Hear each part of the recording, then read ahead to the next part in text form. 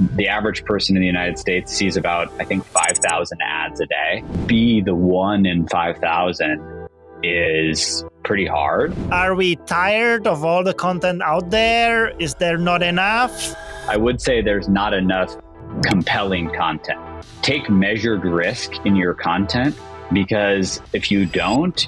How you personally leverage AI the most these days? A lot of our peers, I think, are pretty resistant to AI as a concept even. The danger that I see with AI is that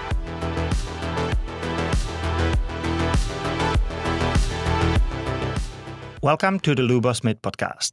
My today's guest is Owen Garitty, the founder of FPW Media, a fast-growing agency that is blending the world of AI with very compelling brand storytelling. In the podcast, Owen shares why it's so important for him to differentiate the company with the narrative that speed means everything.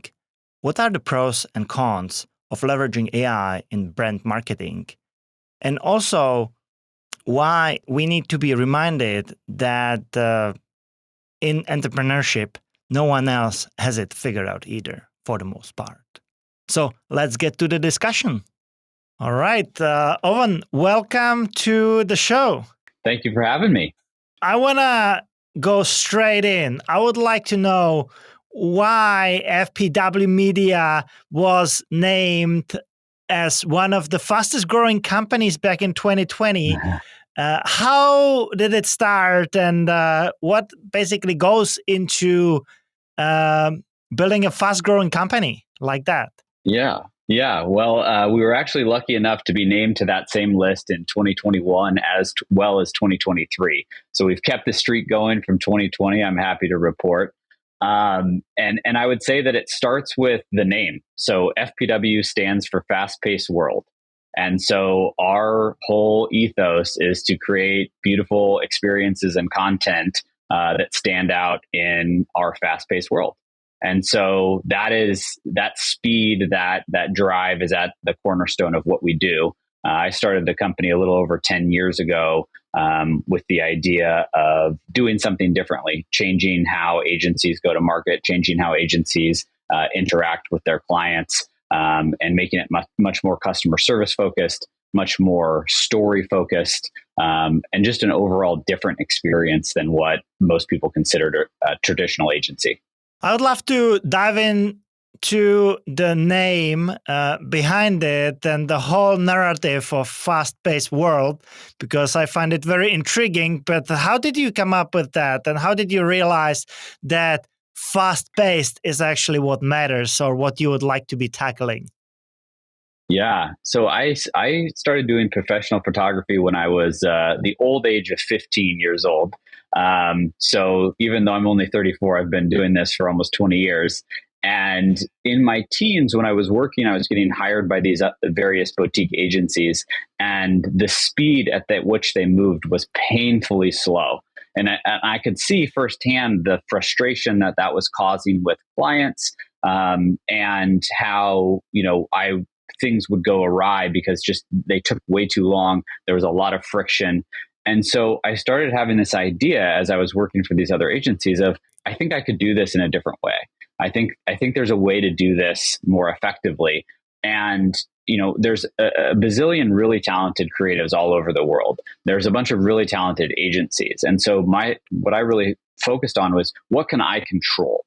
So, I can control the work product, but I maybe can't produce something better, quote unquote, than everybody else. It's going to be as good as, but better is hard to do day in and day out.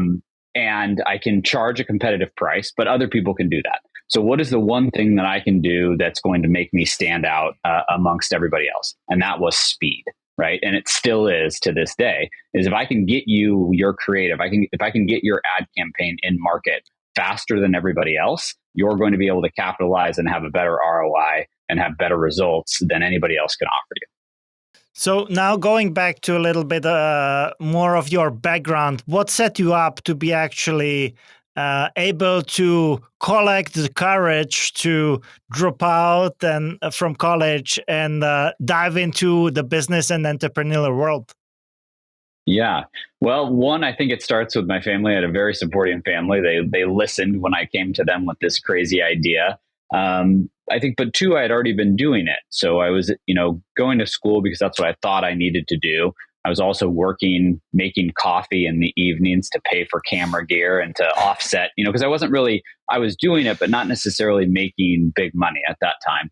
And so I was paying to go to school, driving to a city about 2 hours from us for work assignments multiple times a week, and was just like kind of going in all these directions. And one day I was sitting in a business class, and I realized that what the instructor was talking about as far as his background, I had already been in bigger rooms, so to speak. I had already sat next to people that were far beyond what that guy had ever done. No offense to that guy if he's listening, but and so why would I be paying thousands of dollars per credit hour to listen to this person when the next day I was going to go sit across the table from somebody who was doing it at an even higher level? And so I thought, well, I can always go back if I need to, right? If I leave, it doesn't mean it's forever. And so I always had that in the back of my mind. And as I've gone through my career, I've hired and fired many MBAs, that way more than I'll ever have. That's how I, like to think about it. It's like, I've fired a PhD before. So education is part of it. We have a lot of people who are very highly educated on our team, and their experience and expertise is invaluable. But at the same time, for me, it's just worked a lot better to take a different path. It's actually a very interesting point, and I think that there is a very fine balance between the amount of education and the amount of experience and drive that you need to have as an entrepreneur. And it's at least in my case, it's about finding constantly that balance, because I value the education a whole lot, but I also value the experience of being in the trenches, being humble, and just powering through it. And I feel like one does not overpower the other, but it's the combination of both worlds. And it does not, in my opinion, it does not really matter whether you gain the skills and knowledge through like top tier education or through just doing so many trials and errors as you do when you're doing it for the first time. Absolutely. Yeah. And I've been lucky enough, I think, as probably you have, to have really good people around me and to just ask anybody who I perceived as more skilled than myself to learn from them and to see how they did things and to hear about the mistakes that they've made. And for me, that education through doing has been a lot more effective. So in the early years, you have had a big passion for photography. And of course, like the visual side of things and storytelling, it's an essential part of marketing, right? So how do you combine that experience with basically plugging it into the engine of your company? Yeah. So I think story for us is central to everything we do, because we started as that, visual media, whether that be photography or video. And that is still a core tenet of how we go about creating campaigns.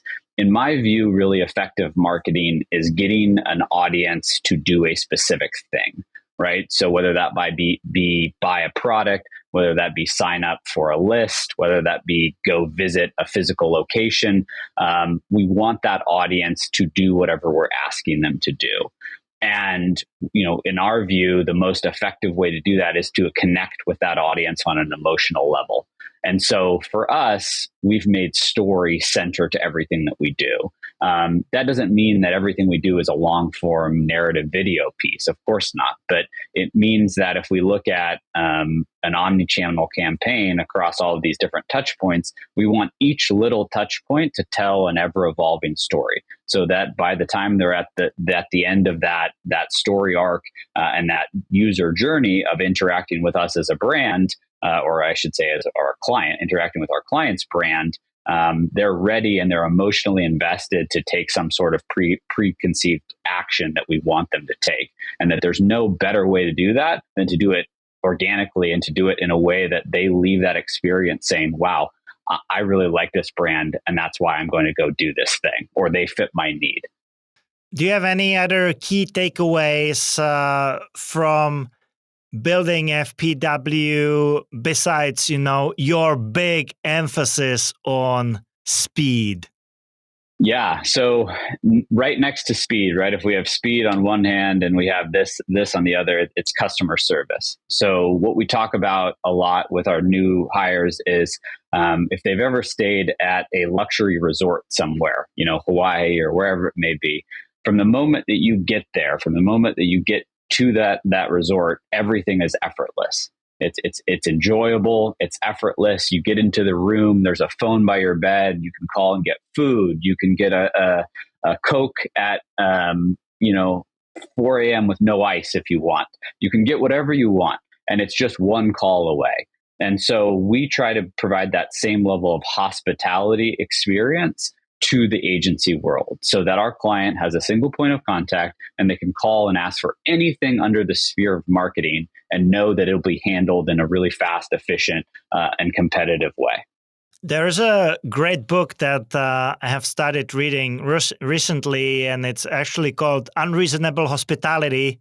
And it's about a Michelin star restaurant in Manhattan and how they basically made it to be rated as the best restaurant in the world, and how being unreasonable is actually what sets you apart. And I feel like I take a lot from that for myself in terms of running a software company, building digital products. And I feel like, similarly for you in marketing, the same concepts of that can be applied anywhere else. It's just that you need to position yourself differently than the others. And it seems like you have managed to pinpoint a few of these differentiators for yourself. Absolutely. And I think it's really, it's that complex and it's that simple at the same time. When done well, it works really well. And when done poorly, it doesn't work. And so you have to find the differentiators, and then you have to really commit to them and embody them. So like in our physical office, we have a saying that is, we make the impossible possible on a daily basis. Because really, every day we come to work, we're going to get a client ask that maybe we've never done or no one has ever done what they're asking for. And so we just have to make sure that everybody comes to work believing that that thing is possible and that we have the expertise to figure it out for the client. Well, now I have a tough question. What's been the wildest ask that you have heard from a client? I think one of the ones that sticks out is in the physical goods space, because I think people really think now, marketing is, and we'll probably talk about this later, marketing is just digital, right? And that's not true. The physical world has a huge impact.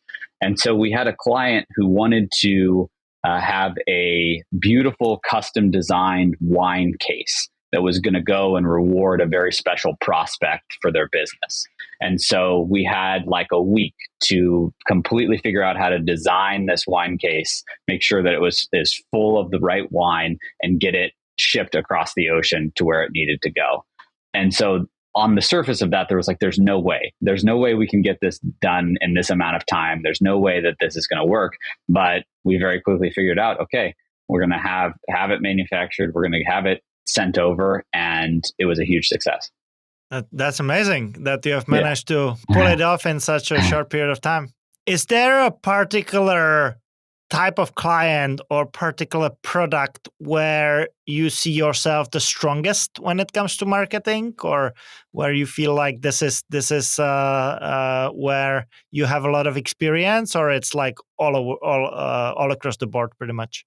Yeah. So I think rather than specific industries, where we really do well is clients that have been around for a while, right? So multi-generational, large family companies or larger publicly traded, where they have a deep history that has to be preserved, but they're looking at how do they connect with the next generation of decision maker or customer, right? Everybody's facing this generational shift of the person on the other end of the phone or the person on the other end of the shopping cart is aging down. And so how do these legacy brands adapt their messaging, adapt the way that they go to market to connect with this next generation of customer or consumer?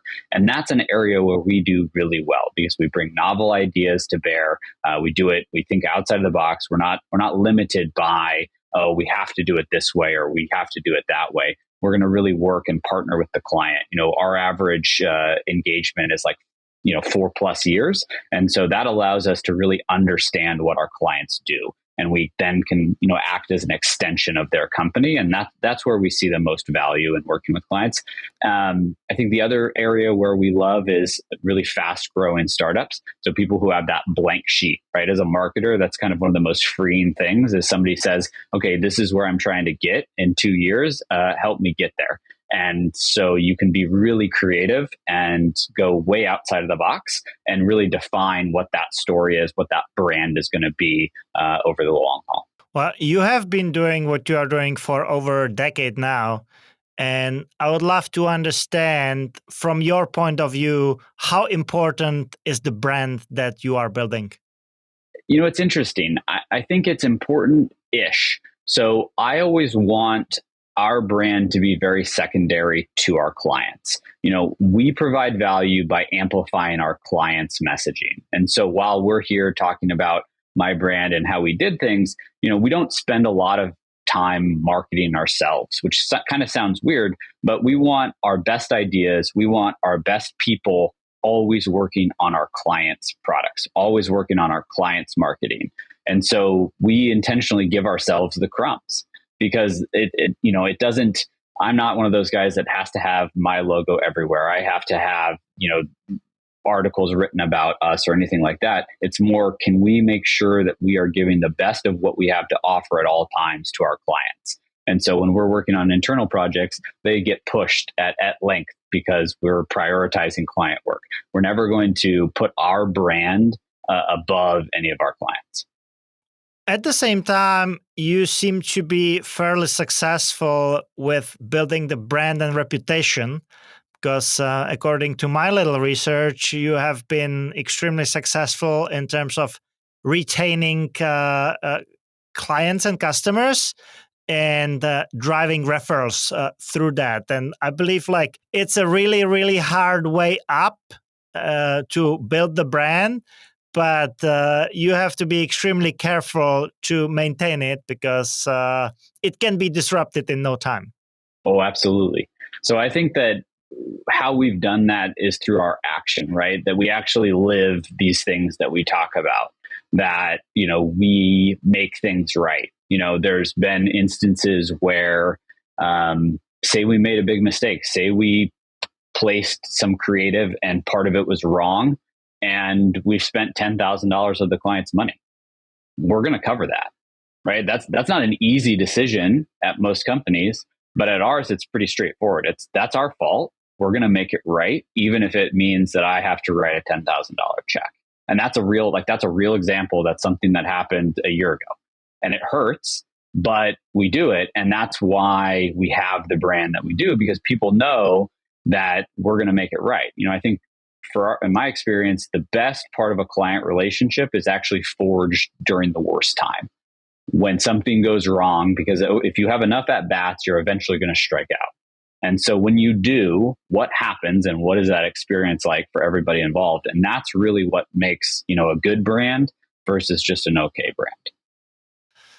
And as you have the marketing chops pretty much figured out, have you ever been wondering whether it's time to go and apply it towards your own product or your own new little startup and be thinking about some side projects that you could be launching? Because you mentioned that there probably are some internal projects at FPW that always get deprioritized. And I love the dilemma of a person running a service-based business and wanting to build something of their own, because I've been there, I've done that, and I've been on both sides, hopefully fairly successfully. But I always love hearing from the people that have been in the similar situation, how they go about that? Well, if you have any pointers, I'm all ears. It's a constant push and pull, right? I think it's always that dynamic tension of how much effort do you give any one area. I would say for the past 10 years, I've been pretty focused on just building this company to the stage it is. That being said, over the last couple of years, we do have a number of projects in the pipeline. We have a couple of software as a service products in the ad tech space. And then we also have a few, feature length documentary narrative projects that would be, created and sold for acquisition. So we have some things like that are in the pipeline, at various stages. And I think as time goes on and as we continue to scale as a business, the hope is that we have more time and resources to devote to those, so that if we're spending say 10% of our time there, that over time that grows to 20% or 30%. But we're always going to be a very client first company, and I think that a lot of that other development will happen sort of in the background. Well, it might be unsolicited, but you asked me for some pointers, so I'll just drop a little bit of my take on this. And it's a lot about push and pull. Over the past 13 years of me building STRV, we have gone all the way there and back when it comes to basically trying to fully transition to be only building our own products, and then going back and only doing consulting business. And I feel like at some point you need to decide what is the priority and where you really want to make it, and then really go with that. I think we were lucky enough that I'm very satisfied with where we are today with the size of our client business. But over the years, we have managed to spin off a few dating apps that have several million downloads and users, and it's a sizable product that ended up being just a spin-off. But sometimes these wild cards can be fairly successful. But in the long run, I think what really, really helps me is to keep myself focused and just be ideally doing only one thing, because I feel like then you can achieve the best results. But it's extremely hard to stay on it for an extensive period of the time. And both of us, we are doing what we are doing for over a decade. So I feel like you can allow yourself to venture out a little bit as long as you come back at some point and you keep the course. Absolutely. And I would say for us, that course is client first. And then I think that, you said something very important, which is when you are able to spin those things out, I think it gives team members opportunities that they wouldn't otherwise have. And so that's something that's really exciting to me about that, is in that little bit of time that we have, giving somebody, the chance to work on something that maybe is a little bit closer to their passion, or a little bit closer to their area of desired work, while they continue to work on the client stuff. I'm not sure if my take at all was any helpful, but it's great. basically no, thank you. getting bits of both ends. But no, sticking to the main point, I think, is the name of the game. Well, and it could change. It all could change tomorrow, right? You never know. As I think, as you know, as an entrepreneur, it's not a straight line. So it's very much you go like this. That is true. That is true. Well, I would love to hear basically about the intersection where I think the worlds of the two of us connect, right? I come from the tech side, you come from the marketing side, and now we live in the age of AI, and it's entering everything. It's entering ad creation, it's entering coding, it's getting smarter every single day. How do you prepare yourself to be able to work with those tools that are basically getting increasingly better every single day? You stay really close to it first and foremost, right? And I think even beyond that, you embrace it wholeheartedly, right? There's a lot of our peers, I think, are pretty resistant to AI as a concept even. And we've even faced some of that internally earlier on, a couple of years ago when we were first getting serious about AI. And so we've been working with AI now for, better part of a few years in earnest. And have just been iterating as things come. So looking at opportunities to integrate various tools into our workflow, optimizing and just every time there's something new that could potentially augment the software stack that we use or the process map that we use, we're incorporating that after we've vetted it and made sure it works. But also, I think making sure that we balance what people are coming to us for, right? The danger that I see with AI is that everybody starts to sound the same. Everybody starts to have this sort of the same cadence to their creative, and you can train these models and you can do all this, but it is just regurgitating information, right? It's not really original in the way that we think of human originality.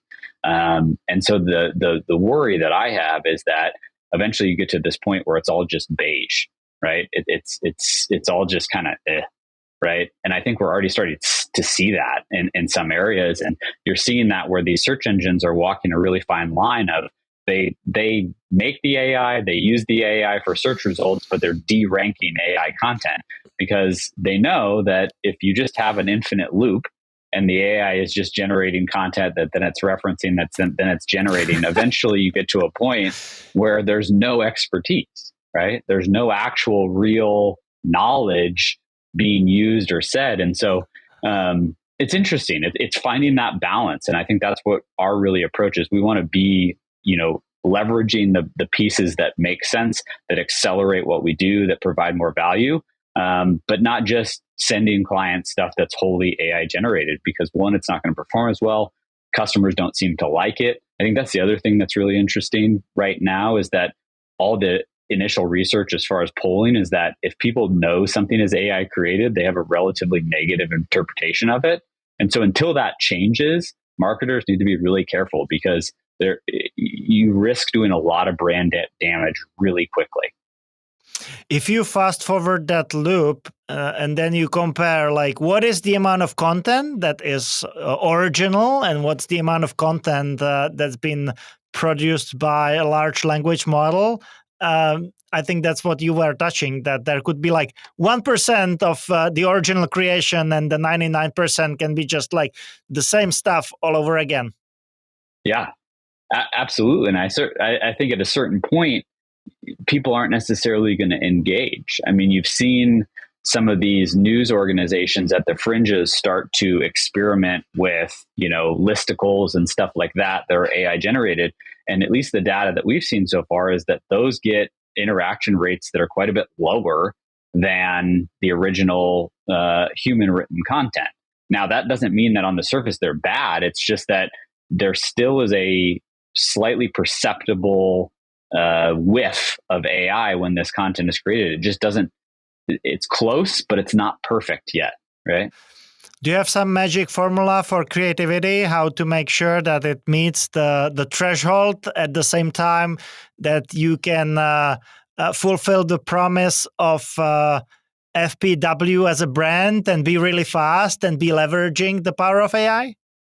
So, if you ask me this question tomorrow, I'll have a different answer. And then a week later, I'm going to have a different answer. That's the nature of where we are. Like, things are moving so quickly. But right now, what I see is that one, making sure that we're only using trained models so that we're not using just a model to create something that doesn't have any background on the subject, right? Doesn't have any specific background. So we want to make sure that if we're using a model for, say, research about a client, that model already has access to everything that's been created for said client, right? So that they're starting from a point of expertise. And so that then when they're doing the research, they're doing it through the lens like a human would, right? So that we're making sure we are treating the models the same way we would treat a human employee, in the sense of we're not going to ask somebody who just came to go do a big client research project for a client that they don't know anything about. Well, same thing. We're not going to ask an AI to validate a quantitative model about a client that it doesn't know anything about. So that's step one, right? Step two is making sure that nothing is ever produced that doesn't have a human touch component, right? So if we are having AI ideate blog topics and ideas, we're also going to have a human look at that and make adjustments and change it before we actually start writing said blogs, right? We're not going to just take what the AI does and copy and paste over here. Again, it's a tool, right? It's not the final answer yet, right? I think we very well could get to a point where a lot of what we do can just be completely done and done really well, or we may not. I think that's a huge question. Who knows? And who knows at what time level? But right now, it's a tool. And so we're treating it like any tool. Let's use it to the best of its ability to help us, but let's still do what we know to be true. Let's still do what we are experts in. And in theory, that should mean our work is even better than if we weren't using the tool. Do you have any particular expectation in terms of how things in the AI space are going to be evolving into the future? I think my only real expectation that I'd be willing to commit to here is that it's going to be way beyond whatever we expect it to be, right? That so far, at least it seems like we're going in leaps and bounds. And so it's going to continue to do that. I think right now we're in a little bit of a lull in the sense of, these models are getting a little bit more mature. We're starting to understand what model decay actually means, that these models don't necessarily just get better unless you make them get better. They actually get worse, which is really interesting. So there is that factor. And then I think we're also seeing, nobody's really paying what this actually costs, right? The infrastructure cost is being absorbed by all the venture capital. So at a certain point, we're going to start to see, what does this actually cost at scale? And that's going to be a limiting factor as well. But I think within the next 10 years, we're going to see, more like humanoid robot level type stuff, right? I mean, I think that we will have fully autonomous cars. We'll have this level of general AI throughout society that's going to be everywhere. But when exactly in that time frame, it's hard to say. Well, I have so many questions in my head right now that I'd like to ask, but let's start with an easy one. Is there a particular AI hack that you have made as part of your routine or habit, how you personally leverage AI the most these days? Yeah. One of the ways that I really like using it is thought validation, right? So counter argument, especially if I'm by myself or over the weekend. I do a lot of work on the weekend. And so I have a custom GPT that is trained on a lot of the work that I've done. And so then I'll have an idea and I say, give me all the counterpoints, right? Destroy why this doesn't work. And then I can ideate and refine my idea, whether it be for a client or whether it be for, my business from there. And I found that to be really, really helpful of give me a counterpoint, because it takes all the emotion out of it, right? If you ask one of your team that, there's emotional bias. And this is a way to get completely non-emotional biased feedback. And it's really powerful. What tool do you use for that? Is it ChatGPT or something else? Yeah, I'm really partial to ChatGPT, just because I feel like in many ways they're the furthest along, they're the highest level of funding, and I just think that they're the closest to how you sort of interact with a human. Now, I think other models can do other things better, but for me and how I use it most of the time, GPT is probably the best. Like for me, for example, what I have enjoyed the most over the past few months, that ChatGPT really blended this whole idea of a language. Because right now it does not really matter what language you speak. And I come from the Czech Republic. I speak Czech. That's my native language. I mostly communicate with everyone else in English. I started kind of even ideating in my head in English, and it's way easier for me to just think of stuff in English. So what I've started doing is that I basically write an email entirely in English, and then I just say translate to Czech and send it. And for me, it has made a lot of things so much easier that I feel like there is no language barrier. Probably I could pick up Japanese that way, and it would not be that far off.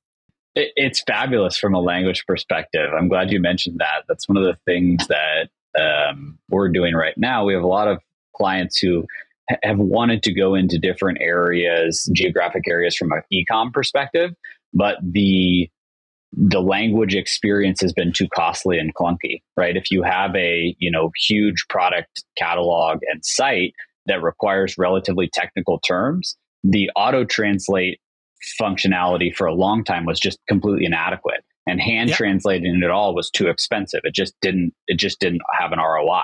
And so now with these AI plugins that exist for a lot of the e-com platforms, we're able to say, okay, we can be in the Hong Kong market, and we can also be in the Chinese market, and they can be two different experiences, right? Because they should be, but they haven't been. And so stuff like that is, really exciting, because to your point, it's making the world smaller in a good way. And I think some people are resistant to that. For me personally, it's just, hey, competition is good for everybody. Let's go. Like, this is exciting. Yeah, hell yeah. And what I was the most impressed by, that you can literally blend any language together, and then you have a bizarre things that you look at, for example, the latest iOS with the Apple Intelligence, and you try to use it, and you realize that it only works in English. And basically, if you ask it to translate to any other language, it doesn't work. And then you are asking yourself, why? Because the tech is already there, and it's so easy. It's at our fingertips. And suddenly I feel like, you no longer have a barrier of a language if implemented properly. Oh, absolutely. I do like Apple's strategy, though, which is for a long time, and this has been the way, that they only release things when they deem them perfect. So that will come, but only at a point where the margin of error between it getting it right and it getting it wrong is at an acceptable level. I mean, they took forever to implement 5G, but then their 5G implementation was way more stable than everybody else's, and so it's like they're very good at being third, but being a really good third. And that's why they're one of the most valuable companies.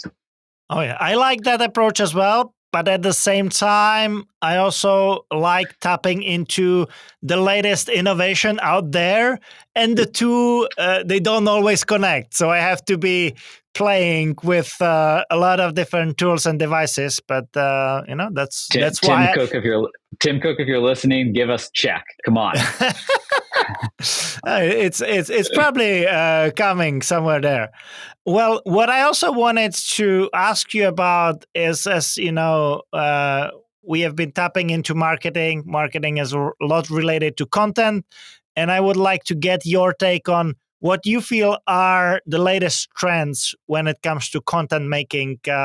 Are we tired of all the content out there? Is there not enough? What are the content pieces that stand out? And what's your whole strategy behind that? Yeah, I definitely don't know if I would say there's not enough content. I think we live in a very saturated world from a content perspective. I would say there's not enough compelling content. I think that the trend that we've seen recently is that people are really cautious, to the point that they're, again, I'll use beige, they're just producing beige. It doesn't actually add anything. It's not added value to the customer or the potential customer. It's so safe, it is ineffective. And so that's the trend that we're really watching and trying to actively, counsel around is, take measured risk in your content, because if you don't, you're just like everybody else, and it's noise. Right. So we talk a lot about trying to rise above the digital noise. In our logo, we have pixels, and we did that for a reason of the average person in the United States sees about, I think, 5,000 ads a day. between all of the different devices, both in, driving to work, billboard, everything. They see, about that many ads, emails, everything. And so to be the 1 in 5,000 is pretty hard. And the only way you're going to do that is if you're giving that person something, right? You're making them feel something, right? That you're appealing to a base emotion. And the only way you're going to do that is with a little bit of risk. And I think people have gotten so risk averse that they're basically just producing stuff that just blends. It could be 5 different brands content. And so it's about figuring out what is relevant to your subgroup as an audience and how do you speak directly to them in a way that, of course, is non-offensive to any other group, but is compelling to them, right? And resonates with them. Do you have a dream brand that you would love to be marketing? I would say any of the automotive would be probably one of my personal goals. I'd love to do an auto commercial, just because what you can do is just fabulous, I think. We do a lot of heavy machinery, so I get my fix there. Very similar, but there's something about those quintessential car commercials that I'd love a crack at. How do we make that happen? Well, we're working on it. We're working on it. Have you done anything in the automotive space in the past? We've done some specialty, some aftermarket, some accessory type stuff, but nothing for the major brands. Like I said, we do a lot of brand adjacent. So whether that be, trucks, forklifts, heavy machinery, but not any consumer cars directly. And as we talked about, majority of your clients coming from a referral, do you also go and proactively reach out to find new clients and customers? We do some level of prospecting when we have the open availability to do it. So what we try to do is make sure that we only take business that we can staff to. So like this concept of that everybody should have our level of service and experience. And so we have to play this game of, we want to get more clients, we want to grow, but at the same time, we need that experienced staff to service those clients. And so it's like a step, as you know, from running your own business, you have to tier that. And so that's always my focus first and foremost is, let's service what we have. And then let's also make sure that the referrals that we get, we're able to knock out of the park. Because I think one of the most damaging things is if you get a referral from a good client and then you completely fall flat on your face with that referral, because you'll never get a referral again from that client. It's very much like if you make them look stupid to their peer group because they went out on a limb and vouched for you and you don't perform, it's really damaging. So I would say that, we do a little bit, but not a lot. Well, that's why I feel our businesses are extremely similar, because you literally can't screw up, because then it's really hurting the reputation. And like if you get a lot of business through referrals, if the referrals stop coming, then in worst case scenario, you have no business. That's exactly right. And as you are running the company, how do you balance being creative and basically running a fast growth business? Yeah, it's the left brain, right brain thing, right? I think that at a very base level, doing that consistently is what has allowed us to be as successful as we are. And for me at such a young age to kind of be in a position that I am, that mastering that skill, mastering is definitely not the way I would describe it. Getting relatively okay at that skill has allowed me to do it day in and day out. And for me, I actually really enjoy it. So I like the push and pull between those two things. If I had to do just one or just the other, I would go a little crazy because I am somebody who really likes having a lot of things going on. And when things are the most chaotic, I'm the most plugged in, right? So like when things are kind of just like here, I'm like, this is boring. And when things are really ripping, that's when I'm like, okay, let's go. This is awesome. So how much do you get involved versus how much do you let your team to figure things out and do the best of their work? Yeah. So we started a reorganization and like modernization from a management structure project about 3 years ago. So 3 years ago, every major decision went through me, basically, right? We were about 30 people at that time. Now we're just under 50. And we knew we were going to try to get to 50 and then to 100 in a relatively short period of time from a headcount perspective. And so I looked around and said, oh shoot, my ability to manage this in the way that I am is basically already gone, and I'm just babysitting it along at this point. So we've been working on heavily investing in our middle management, bringing in more experienced top end leaders, creating an executive team, and doing all that. So at this point in time, there's a number of things, some of the bigger financial decisions, some of the bigger, really big, like client impact type of decisions that have to go through me. But I have now a whole executive team that's making a lot of the day-to-day decisions. What do you think would happen if you disappear for 2 months? Oh, it would still hurt us. We're definitely not at a point where that's the goal, right? That nothing happens. We're not there yet. And I would say that, unfortunately, from all the peers that I have and the business groups I'm in, it seems like it's harder to get to the point where you can disappear for 2 months and nothing bad happens than maybe I thought. I thought that was a really easily achievable goal, but we're not there yet. What has been the longest time off that you took within the past decade? A year ago I got married, and so one of the conditions of getting married that my wife talked to me about was that I had to take a real honeymoon. Because up into that point, the longest I'd ever taken off was 4 days. Wow. Okay. And so a little. So I took a 10-day vacation last year. A little tip from myself. I think it was 2 years ago-ish. I took a 2-month sabbatical, and these 2 months, they have been the best 2 months of the company with record-breaking revenue. When I got back, it took a little downturn, so I should have probably stayed off longer. No, but it was great to. I did it. Exactly, I did it right on my 10-year anniversary. So it was nearly 3 years ago, but it was very refreshing. And it was timed perfectly. I think that was the time where everything was running smoothly in the company. And just, maybe if you try it, you would also be reaching record-breaking months. Yeah. But I would definitely recommend that.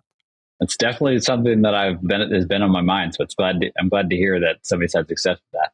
I support for sure. Okay, good. What's one habit that made a massive difference in your productivity as an entrepreneur? Start time. So when I get to the office, when I first started the business, I was a get in a little later, stay super late. So I would stay till 10, 11 at the office at night, quite often, and I'd get in at like 9. And I flipped that. So I start now, around 5:30 in the morning. So I have a couple hours before anybody gets in. And that time, first thing in the morning, when the world's quiet, when it's dark outside, that's when things happen. For me, at least. That's when I get a lot of, the strategic stuff done. That's when I get a lot of the big decisions of the future of the company stuff done. And I just like it. I mean, things function a little bit better that way. And so no other one thing I've done has been as impactful as flipping my schedule. And was it easy for you to turn into an early bird? No, it was awful. So it was awful, to be honest. How do you break that? I just decided. I mean, I think that for me, at least in my career, there's not been any like real secret to any of this. It's just I've decided I'm going to do it, and then every day I take a little step forward, and knowing that like I may get knocked back, but I'm just going to keep going like this every single day and grinding it out. And then within like a year, you're totally on this other schedule, and you don't think anything of it. And now it would be really hard to go the other direction. So it was like a gradual transition to be up and running by 5:30 in the morning? No, it wasn't gradual. I just one day decided, okay, I'm going to start getting up at this time. And then it really sucked for like a year. And then it was fine. Did you have to adjust your bedtime routine to get to sleep early so you don't feel like groggy and other things in the morning? Yeah. So I go to bed usually about 8 p.m. every night, maybe even 7:30 sometimes if I'm tired. And that allows me to actually sleep. I'm not one of those people that believes that people shouldn't sleep. I think in startup culture and in entrepreneurship, it's like how little you sleep is a badge of honor. But I think that's really stupid because I know for me personally, if I'm really tired, I make bad decisions. And I also drive everybody here crazy because I'm cranky and people don't want to deal with me. And so sleep is so critical. I feel like that's the 20s era, right? That's when you feel like you don't need to sleep. But as you approach your 30s, I think that's when you start realizing that sleep is actually good. But I admire the discipline of going to bed at around 8 p.m. because for me, it's just, I can't for some reason. It's too early. I believe you can. I think it's just like anything. You just have to decide it's what you're going to do. Because I hear that from other people. There's no way. And it's like, I was the same way. I stayed up super late, but it's just, you decide to do it and you do it. What was your biggest aha moment on your journey and how it impacted your business? My biggest one was that nobody else has anything figured out either. So for a long time, I had this feeling that, there was like a lot of these people that I interacted with that knew all these things that I didn't know, or somehow had all these things figured out that I didn't have figured out. As I've gotten more and more exposure to all these different companies, these very Fortune 500 companies, these publicly traded companies, all the way down to the smaller mom and pops, there's universal truths within almost all organizations. There's a certain level of inherent dysfunction. There's a certain level of people don't know what's going on. And the margin of success and failure is so much thinner than I think people think. It's like, you think, oh, I'm here and I need to be here. And it's like, no, you just need to be like right here consistently. It's not that everybody around you has this magical way of doing things that you're not aware of. It's just not real. And so once I realized that, it was very freeing because it allowed me to make the decisions that I felt like I needed to make and that were right without that self-doubt, without that thinking of, oh man, I don't know what I'm doing. Yeah. Couldn't agree more. I just can say to wrap things up that I feel like our businesses are so far apart and at the same time so similar that it was a very enjoyable discussion for me. And I would like to thank you so much for that. You're welcome. I agree. I mean, yeah, we're many time zones apart and many industries apart in some ways, but again, it's universal truth. It's so similar in many ways. Well, thank you so much for the chat. Thank you so much for staying until the very end. Means a lot, and you probably enjoyed the episode, and I'm so happy that you are still here. If you would like to rate, review, subscribe, leave us a comment, or reach out to me as some people do over social media, I very much appreciate that. And I'll make sure that we get you stunning episodes going forward as well. I'll catch you next time.